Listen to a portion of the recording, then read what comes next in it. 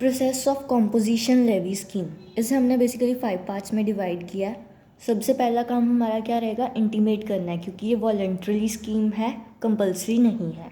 सो intimate करने के बाद हमें ये पता होना चाहिए कि जो हमने रजिस्ट्रेशन के लिए भरा है, लिंक फॉर्म भरा है, वो कब से एप्लीकेबल रहेगा। अलग अलग केसेस में अलग अलग डेट्स होंगी, वो हम सारे केसेस स्टडी करने वाले हैं।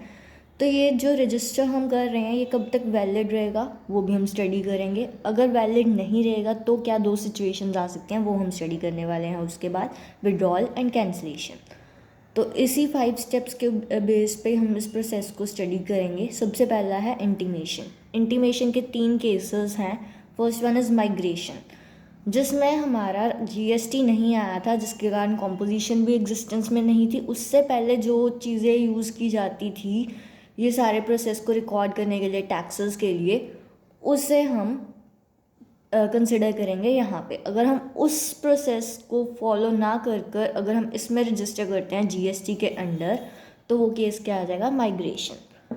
इन द सेम वे अगर हम बात करें फ्रेश रजिस्ट्रेशन की, तो नॉर्मली किसी ने नया बिजनेस स्टार्ट किया तो रजिस्टर कर लिया, जीएसटी ऑलरेडी एग्जिस्टेंस में है, तो उसे हम फ्रेश रजिस्ट्रेशन कह देंगे। Third case switching. इसमें क्या केस आ जाएगा कि हम ऑलरेडी जीएसटी के अंडर ही रजिस्टर्ड है, बट नॉर्मल स्कीम के अंडर रजिस्टर्ड है। बट अब हम क्या चाहते हैं कि हमारी कुछ कंडीशंस फुलफिल नहीं हो रही, जिसके कारण हम नॉर्मल स्कीम से कॉम्पोजिशन स्कीम में शिफ्ट होना चाहते हैं, बिकॉज हम कॉम्पोजिशन स्कीम के लिए लायबल हैं, इसकी कंडीशंस को हम फुलफिल कर पा रहे हैं। तो उस केस में स्विचिंग हो जाएगी। हम आगे कंडीशंस भी स्टडी करेंगे, पूरा इसका डिटेल में करेंगे, सो उधर और ज़्यादा क्लियर होगा। Coming to next part, first point को ही हम आगे डिस्कस कर रहे हैं, माइग्रेशन का केस। हमने 3 केसेस किए, माइग्रेशन, स्विचिंग और फ्रेश रजिस्ट्रेशन। अब माइग्रेशन के केस में क्या कंडीशंस रहेंगी वो हम स्टडी करने वाले हैं। सबसे पहले अगर हमने इंटीमेट करना है माइग्रेशन के केस में, तो हमें GST CMP 01 फॉर्म को फिल करना है, जो कि इलेक्ट्रॉनिकली फिल किया जाएगा, ड्यूली साइंड होगा एंड सभी के लिए सेम पोर्टल ही है। जो भी हम रजिस्ट्रेशंस के लिए भरेंगे सभी के लिए एक ही पोर्टल रहेगा। और इसमें हमें स्टॉक्स की डिटेल भी देनी पड़ेगी, क्योंकि पहले भी हम स्टॉक्स में डील कर रहे थे, जो हमारी इन्वेंट्री है, तो अभी भी उसकी सारी डिटेल हमें प्रोवाइड करनी पड़ेगी, जो कि CMP 03 के अंडर प्रोवाइड करेंगे। विदिन 60 डेज हमें ये सारा काम करना है। Second is fresh registration. इसमें कोई पंगा नहीं है, सिंपली GST REG 01 के अंडर हमने रजिस्टर करना है। न्यू रजिस्ट्रेशन है, इसलिए REG 01 सेक्शन 10 के अंडर, क्योंकि कॉम्पोजिशन स्कीम के रिलेटेड हमारा कौन सा सेक्शन है, सेक्शन 10। पार्ट बी फिल करेंगे इसका हम। अगर हम नॉर्मली GST REG 01 के सेक्शन 10 के अंडर नहीं फिल करते तो वो और कोई स्कीम में चला जाएगा, इसलिए हमने कॉम्पोजिशन स्कीम को फिल करना, तो सेक्शन 10 को भी देखना पड़ेगा वहाँ पे। After that switching. स्विचिंग के केस में हमें GST CMP 02 को फिल करना है। अब ये क्यों, क्योंकि हमें पता है कि अगर हमने न्यू रजिस्ट्रेशन करने तो नॉर्मली सभी स्कीम्स में फॉर्म नंबर 1 फिल किया जाता है, बट हम नॉर्मल रजिस्ट्रेशन कॉम्पोजिशन की करा चुके हैं, न्यू रजिस्ट्रेशन, और वैसे भी हम सेक्शन 10 के अंडर भी न्यू रजिस्ट्रेशन करा चुके हैं। तो उसके बाद स्विचिंग में क्या है कि हम ऑलरेडी नॉर्मल स्कीम में थे, उधर से हम कॉम्पोजिशन में जा रहे हैं, इसलिए फॉर्म 2 आ जाएगा, 1 नहीं आएगा यहाँ पे। इस ट्रिक से आप इसे याद रख सकते हो कि कब हमने फॉर्म 1 फिल करना है, कब हमने फॉर्म 2 फिल करना है।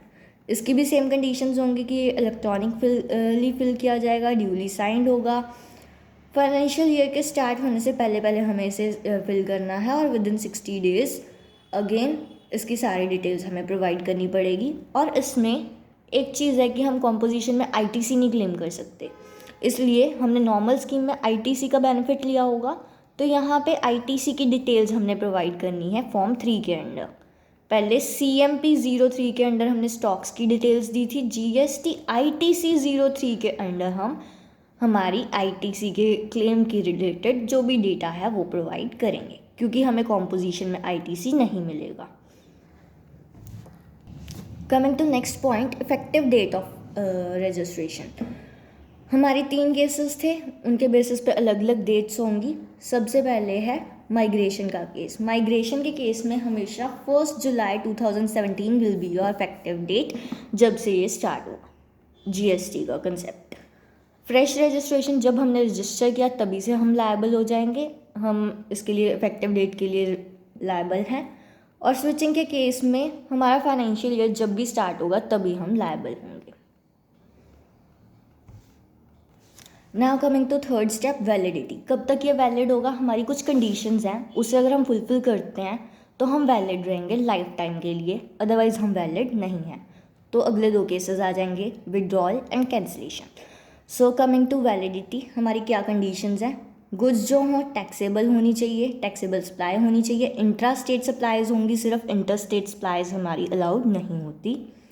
मैन्युफैक्चरिंग हो रही है नोटिफाइड गुड्स की तो हम लायबल नहीं होंगे। नोटिफाइड गुड्स हमारे कौन से आ जाते हैं? जैसे कि हमारी ब्रिक्स हैं, रूफिंग ऑफ टाइल्स है, तंबाकू है, पान मसाला है, ऐसे की चीज़ें जो भी हैं हमारी नोटिफाइड गुड्स में आ जाएंगी। उनमें डील नहीं कर रहे होने चाहिए हम, तभी हम इसके लिए लायबल हैं। ई कॉमर्स ऑपरेटर के थ्रू हम कोई भी वर्क नहीं करेंगे, लाइक ऑनलाइन एप्लीकेशंस हैं, अमेजोन, मीशो, यहाँ पे हम कोई भी प्रोडक्ट सेल नहीं करेंगे, तो हम इसके लिए लायबल रहेंगे। अगर हम इन कंडीशंस को फुलफ़िल करते हैं जो भी हमने स्टडी की, तो हम लाइफ टाइम के लिए वैलिड हैं कॉम्पोजिशन स्कीम के अंडर। अदरवाइज़ कोई भी कंडीशन अगर हम फुलफ़िल नहीं कर रहे तो हमें विड्रॉल कराना पड़ेगा एज अ कैंसिलेशन। ये दो केसेस किस चीज़ पे डिपेंड करेंगे वो आगे हम स्टडी करते हैं। विड्रॉल का केस आएगा जब हमें पता है कि हमने कोई ना कोई कंडीशन को फुलफ़िल नहीं किया, हमें अपनी कंडीशंस के बारे में पता है कि हमने फुलफ़िल नहीं किया है, तो हम विलिंगली विद इन 7 डेज़, अगर हमें पता है कोई हमने ऐसा काम किया है जो कि कंडीशंस को फुलफ़िल नहीं करता CMP कॉम्पोजिशन स्कीम के अंडर, तो फिर हम GST CMP 04 फॉर्म फिल कर देंगे। एंड उसमें बेसिकली हम कोई भी कंडीशन को सेटिस्फाई नहीं कर पा रहे सेक्शन 10 की, जिसके कारण हम लायबल हो जाएंगे टैक्स इनवॉइस को इशू करने के लिए, जो कि हमारा सेक्शन 9 सबसेक्शन 1 है हमारी नॉर्मल रजिस्ट्रेशन स्कीम का। और सेकंड केस हमारा क्या आ जाता है? कैंसलेशन। कैंसलेशन कब होगा? जब हमें ये नहीं पता कि हमने कोई ना कोई कंडीशन को फुलफ़िल नहीं किया है, तो हमें इशू नोटिस आएगा, शोकेस नोटिस आएगा जो कि इशू किया जाएगा GST CMP 05 के अंडर, जिसमें हमने विद इन 15 डेज़ बताना है कि हमने अगर कोई काम किया है ऐसा, वो सारी डिटेल्स प्रोवाइड की जाएंगी, तो वो क्यों किया है विद रीज़न GST CMP 06 के अंडर।